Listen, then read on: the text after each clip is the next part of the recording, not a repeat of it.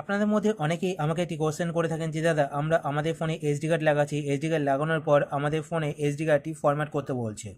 তো আমাদের এসডি কার্ডে অনেক কিছু রয়েছে, তো আমরা আমাদের এসডি কার্ডটিকে ফরম্যাট না করে কীভাবে এসডি কার্ডটিকে ঠিক করব। তো এখানে দেখতে পাচ্ছেন আমার এই ফোনে কিন্তু দেখুন এসডি কার্ড লাগিয়েছি। এসডি কার্ড লাগানোর পর এখানে দেখতে পাচ্ছেন শো করছে issue with SD card, tap to fix. যদি আমি এখানে ক্লিক করি, তো ক্লিক করার পর দেখুন আমি ক্লিক করলাম, ক্লিক করার পর এখানে দেখতে পাচ্ছেন নিচে শো করছে ফরম্যাট দিস এসডি কার্ড। তো এখানে ফরম্যাট এসডি কার্ডে ক্লিক করলে কিন্তু আমার এসডি কার্ডের যা যা রয়েছে সমস্ত কিছু কিন্তু ডিলিট হয়ে যাবে। তো আজকে ভিডিওতে আমি আপনাদের দেখাবো ফরম্যাট না করে কীভাবে আপনারা আপনাদের এসডি কার্ডটিকে ঠিক করবেন। তো আপনার ভিডিও শেষ অবধি দেখুন। তো এসডি কার্ড ফরম্যাট না করে ঠিক করার জন্য আপনাদের কাছে কিছু জিনিস থাকতে হবে। তো প্রথমত আপনাদের কাছে একটি এসডি কার্ড অ্যাডাপ্টার থাকতে হবে এরকম। তো এই এসডি কার্ড অ্যাডাপ্টারের দাম 25 থেকে 30 টাকা, তো আপনার লোকাল মার্কেটে পেয়ে যাবেন। আর আপনাদের কাছে এরকম একটি ওটিজি অ্যাডাপ্টার থাকতে হবে। তো এখানে দেখতে পাচ্ছেন type C and type B দুটো পোর্টই রয়েছে। তো আপনার যদি টাইপ সি হয়ে থাকে তো টাইপ সি পোর্টের কিনে নেবেন ওটিজি অ্যাডাপ্টার। তো ওটিজি অ্যাডাপ্টারের দাম ওরকম 30, 40, 50 টাকা লোকাল মার্কেটে পেয়ে যাবেন, ঠিক আছে। তো আপনাদের কী করতে হবে, আপনাদের ফোন থেকে এসডি কার্ডটিকে প্রথমত বার করে নিতে হবে। তো আমি আমার ফোন থেকে এসডি কার্ডটিকে বার করে নিই প্রথমত।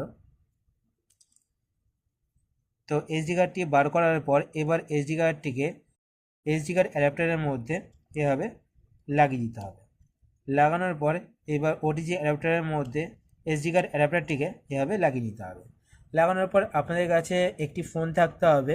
নতুন যে সমস্ত ফোনগুলো আসছে সেই সমস্ত ফোনে কিন্তু এসডি কার্ড স্লট থাকে না, মানে ওই ফোনে এসডি কার্ড সাপোর্ট করে না, ঠিক আছে। এরকম একটি ফোন আপনাদের কাছে থাকতে হবে, বা আপনাদের বন্ধুবান্ধবের কাছে এরকম ফোন রয়েছে তো আপনারা পেয়ে যাবেন, ঠিক আছে। তো এরকম একটি ফোন জোগাড় করবেন। জোগাড় করার পর এবার ওটিজি অ্যাডাপ্টারটিকে ওই ফোনের মধ্যে এভাবে লাগিয়ে দেবেন। লাগানোর পর এবার আপনারা সেই ফোন থেকে ফাইল ম্যানেজার অ্যাপ্লিকেশানটি ওপেন করবেন। ফাইল ম্যানেজার অ্যাপ্লিকেশান ওপেন করার পর এবার আপনারা এখানে ব্রাউজে ক্লিক করবেন। ব্রাউজে ক্লিক করার পর এখানে আপনারা দেখতে পাবেন এসডি কার্ডটি।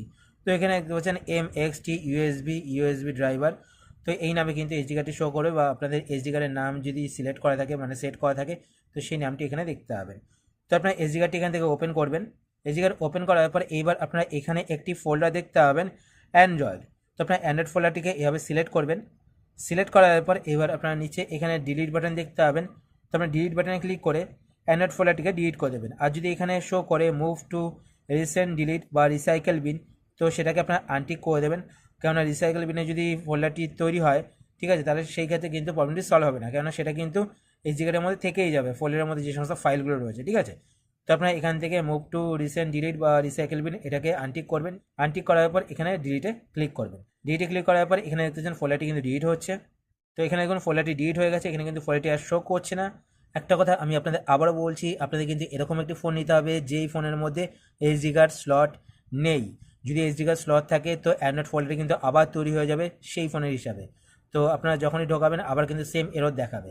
তো এই ফোনে দেখতে পাচ্ছেন আমি ডিলিট করার পর এখানে কিন্তু অ্যান্ড্রয়েড ফোল্ডারটি আর তৈরি হয়নি, ঠিক আছে। তো এইবার আপনারা এখান থেকে ওটিজি অ্যাডাপ্টারটি খুলে নেবেন এইভাবে। তারপর এসডি কার্ডটিকে বার করবেন। এসডি কার্ডটি বার করার পর এবার দেখিয়ে লাগিয়ে এসডি কার্ডটি চলে কিনা, ঠিক আছে। তো আমি এখানে এসডি কার্ডটিকে লাগিয়ে দিলাম।